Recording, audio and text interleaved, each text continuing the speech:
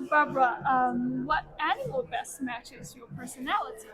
Well, I have thought about this because I am a fan of his dark materials, and where there's everyone has a daemon that is supposed to represent them, and I think that I relate to zebras. Zebras. Yes, because I went on safari in Rwanda. I was very lucky to go on safari in Rwanda, and I was so impressed with zebras because they are in the wild and they know lions are there, and yet they're there. They're just relaxed. They're chilling. They're like being with each other. So I guess I'm aspiring to be like a zebra more than I actually am. But that's what I'd like to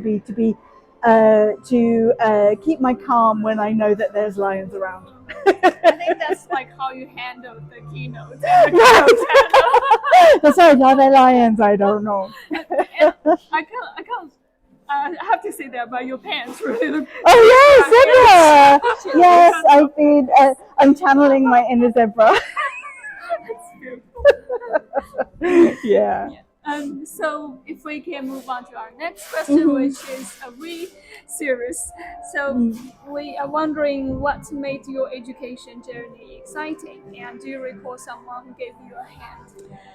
Yes, well, I mean, I've had lots of people that have given me a hand. I came into education by mistake, really, or I guess by chance.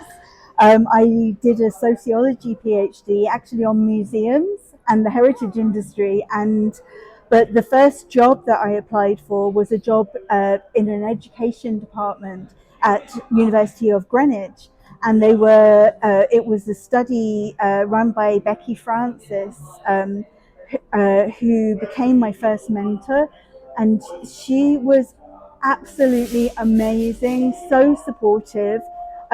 She always she said right from the beginning, I think it's part of my job as a PI for this project to support you in your career, and that's really stayed with me. The sorts of things that she said and encouraged.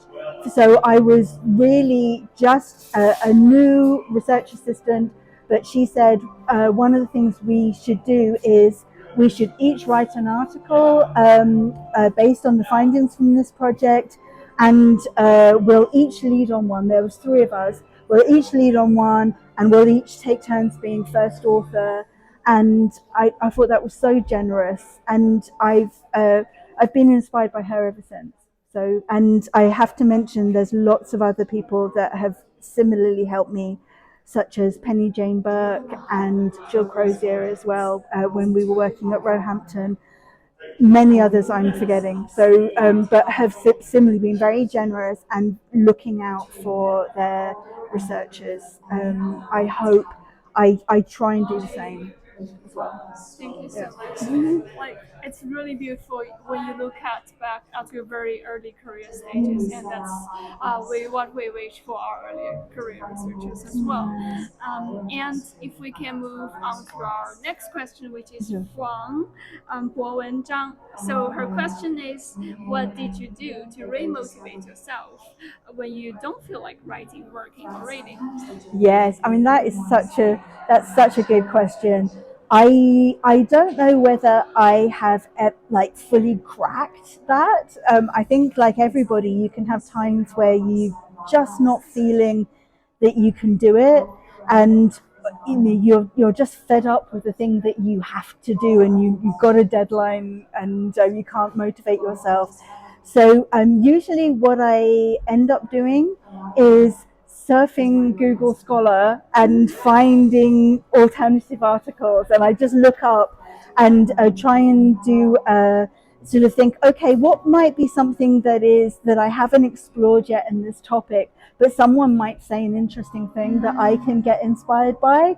So I do a lot of that, and I love finding new articles with a different take on the subject. And I think that's one of the things I do that then helps me get inspired and look at what I'm writing about in a different way.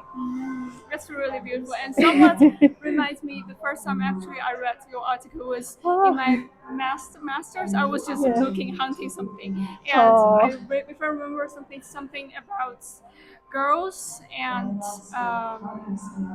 how girls see girlhood and stuff in England. I think it's based in England. So Yes. that's how I get to know your work, and since it's keeping inspiring me. Oh, that's so nice. Thank you.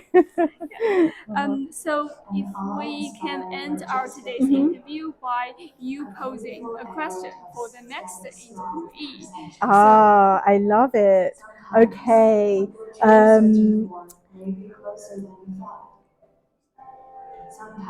I think I've just come from the keynote, and one of the last questions in the keynote was, do we value the image of the competent expert a bit too much in higher education, and is there room to make mistakes and to fail? And I guess I would like to ask the same question to the next person you interview. Are there spaces, or should we encourage spaces where we are very honest about our failures as well as our successes, and free ourselves from needing to sound like an expert all the time? Yeah. I really love this question. Thank you so much for taking part in this. Oh, you're welcome. This is